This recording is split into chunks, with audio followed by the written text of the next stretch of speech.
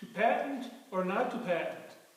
That's a question I asked myself when I came up with this water turbine, which it also could be used as an air motor or a hydraulic motor as well.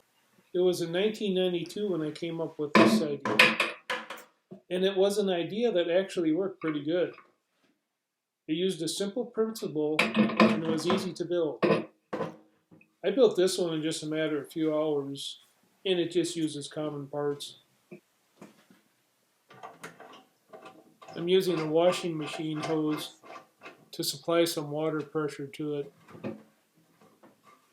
I'm using this one here as a fluid motor. And the way this operates is that it changes a straight flow into a rotational flow to extract energy. This one is made with just two 9-inch cake pans. Inside is some plumbing and passageways that change the straight flow of water into a rotating flow of water. And then it forces this rotating water towards the bottom center outlet. And this ends up being an efficient way to extract energy from a flow of water. This one isn't balanced too well and it does wobble some. When I came up with this idea so many years ago, I thought I'd be able to patent it and then make a bundle of money. I didn't really know how to go about it, but I remember seeing an ad in the back of Popular Mechanics for getting patents for inventors. So I contacted them and they sent me their information. I sent a description of what I had invented, and they returned back with a congratulations and that they think this is patentable. They just need to do a patent search to make sure, and that will cost about $450. I thought about this for a while, then agreed. I had them do their patent search, and then I waited. And after a few months, they came back to me with another big congratulations, how they can patent this, and they sent me this nice feasibility report, all in this nice little book they made for me. And that the next step, if I wanted to go forward, was to actually patent it. But that would cost about $10,000 to $14,000. They weren't quite sure. And that kind of just made me pause. The price of $10,000 to $14,000 was never mentioned ahead of time when I asked. I didn't have that kind of money. The name of this company was called the American Inventors Corporation. And this is a feasibility report they sent me.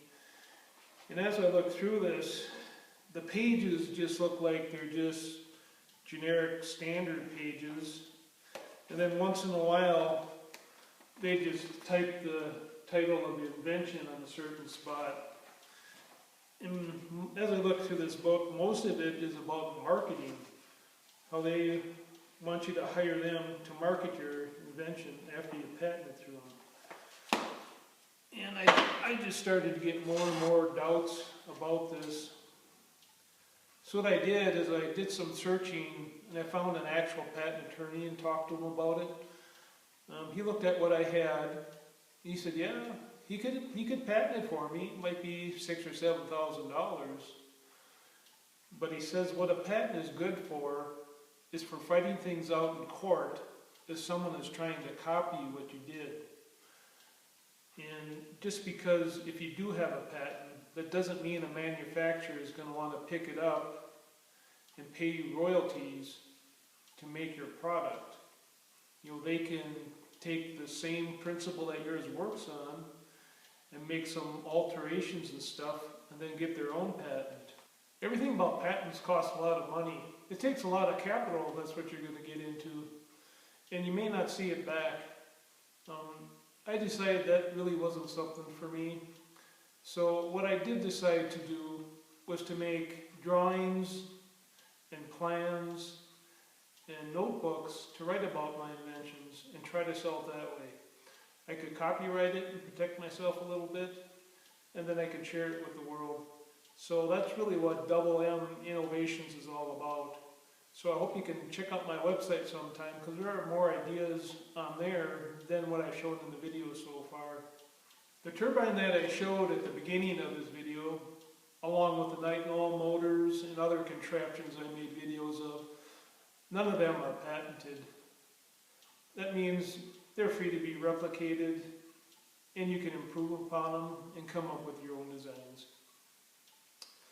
Well, I hope you found this video informative. If you had your own experiences and you have your own opinions about patents, please leave them in the comments if you'd like to. Thanks for watching.